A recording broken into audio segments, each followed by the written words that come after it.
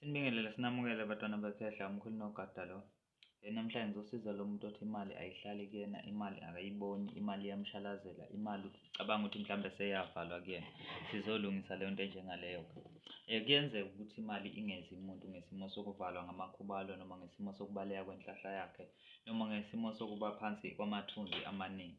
So namhlanje ngizokufundisa, ngizokupha ushuni othile ozokwazi ukuthi ukusize ukwazi ukuba nemali noma imali engakubalekeli bantwana bekhehla. Leli phepha libaluleke kakhulu bafowethu, leli phepha libaluleke kakhulu, ilona elenza izinto zenzeke. Kodwa leli phepha aliqhamuki ngemlingo ney'kemu nani nani. Leli phepha leli litholakala ngokuthi u-understand-e ukuthi lisebenza kanjani nokubaluleka kwalo, nokuthi uyi-understand-e wena njengomuntu. Leli phepha liyasetshenzelwa, aliqhamuki emoyeni njengemlingo. If bekhona abantu abakwazi ukwenza leyo nto, angiphikisani nabo, but mina personally akuyona into engiyenzayo. Mina into engiyenzayo ngihlanganisa amakhubalo ukuze sikhiphe into ethi ayibo ukuphila. Okay, ngifuna lo muntu othi imali ayihlale esandleni kuyena noma imali akayiboni noma esebenza imali akayiboni. Sizokusiza ngani zakwethu, sizokulapha. Okay, sikulapha kanjani? Sizokufaka insila yemali emzimbeni kuwena.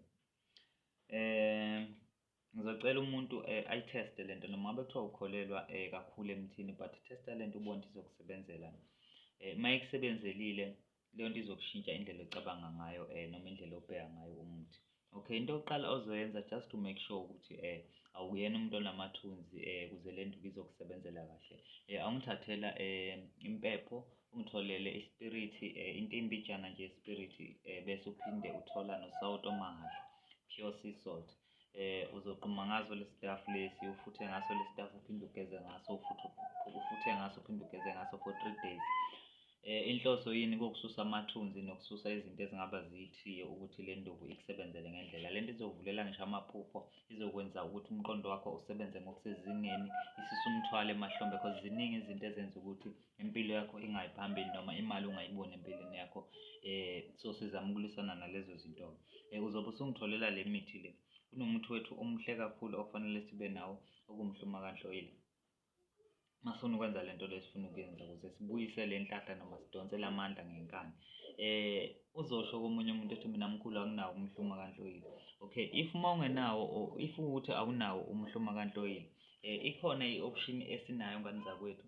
I-option ekhona, ungathatha usikhumbatha.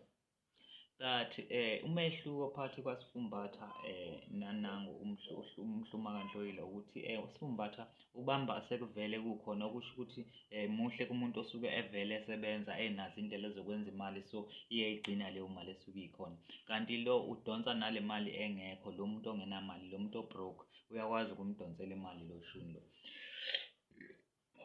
Lo shuni u-strong ngani zakwethu, emithini iyonke imithi esebenzayo imithi o-strong lo esinawo, neminye efana nemdlebe iyona mithi e-strong le. So uma usuke unale mpande kuzoba lula ukuthi yenzeke lento esikhuluma ngayo. Angeke uhlale ungenamali uphatha le mpande le ngani zakwethu.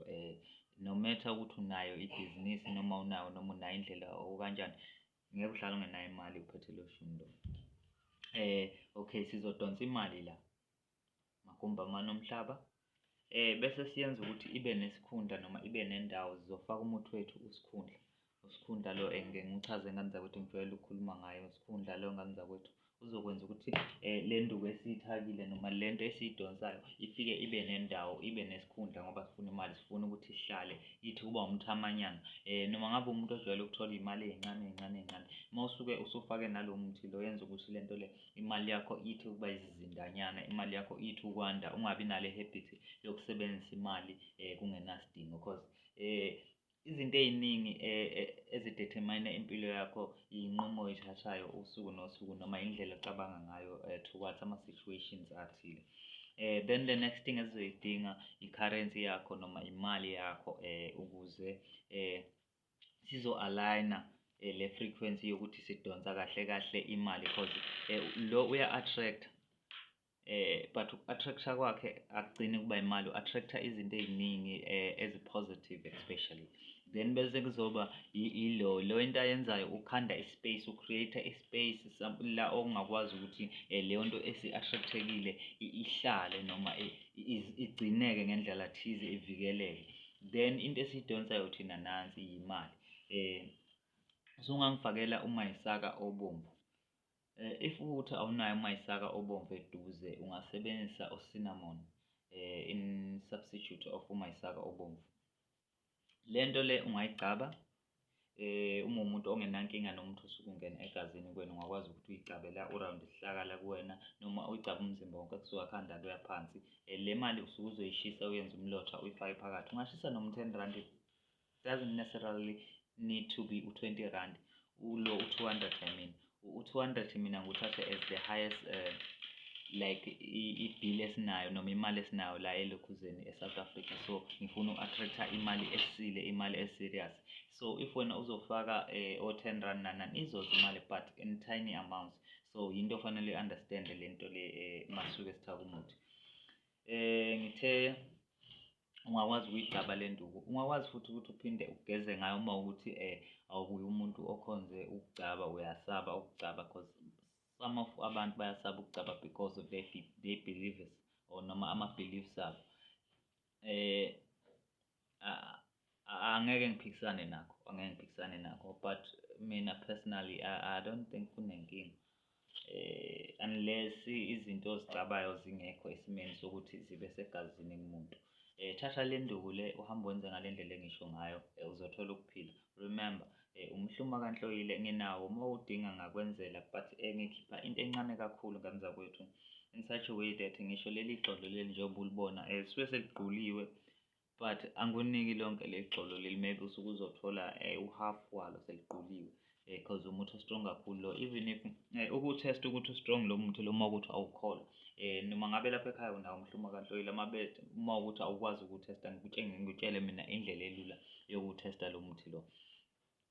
Uphale lo muthi lo, then bese uyayikhotha leyo nto le encane from lo muthi lo. Uma ukuthi iwona umhluma kaNhloyile, fanele isisu sithi ukuluma kube namahlaba akhona emzimbeni, like ibhobanyana ezizoba khona throughout umzimba because of i-compound ethile okuthiwa i-tenine etholakala la elokhuzana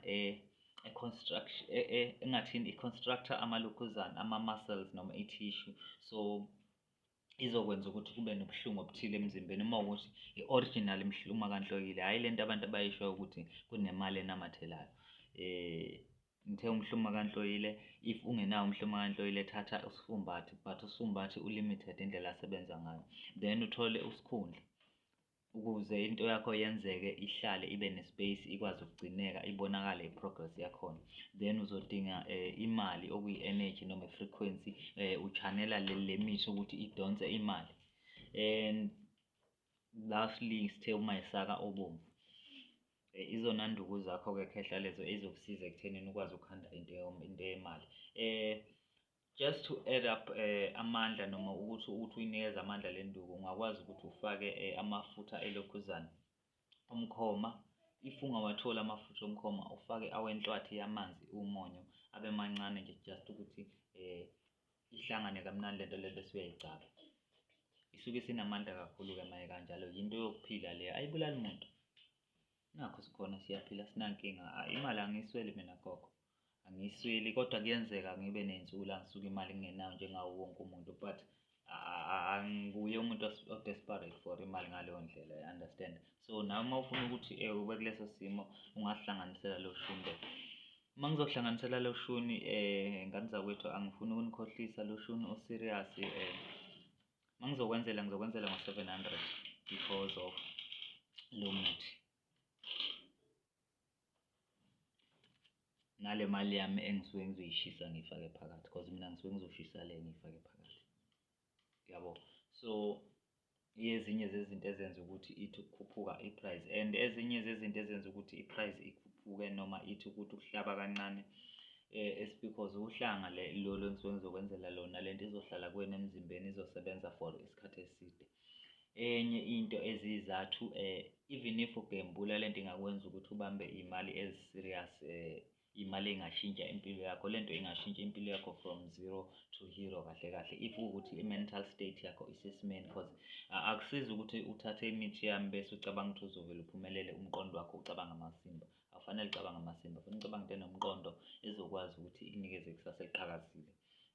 Uma ukuthi kuphela iviki ungazange wenze something e-contribute-a to i-development yempilo yakho, u-useless. Ayikho indaba yakho, angeke uze ukwazi ukuthi usetshenzelwe izinto ey'njengalezi engikhuluma ngazo. Thokoza bogogo, umkhulu nogada-ke lo. Uma ukuthi uyayidinga le nto le engikhuluma ngayo, ungafika ekhaya Ntambanana ngikufake lolu hlanga lolu. Uma ukuthi kukude mhlambe awukhoni ukuthi ufike la ekhaya, singakuposela gogo, akunankinga.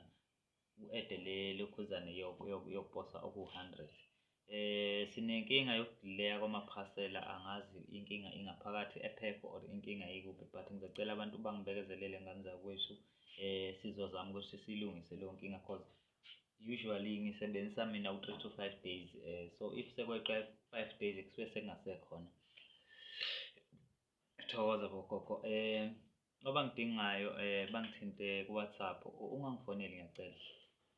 064 96 32 400 064 96 32 400 iyona namba ongangithola kuyona.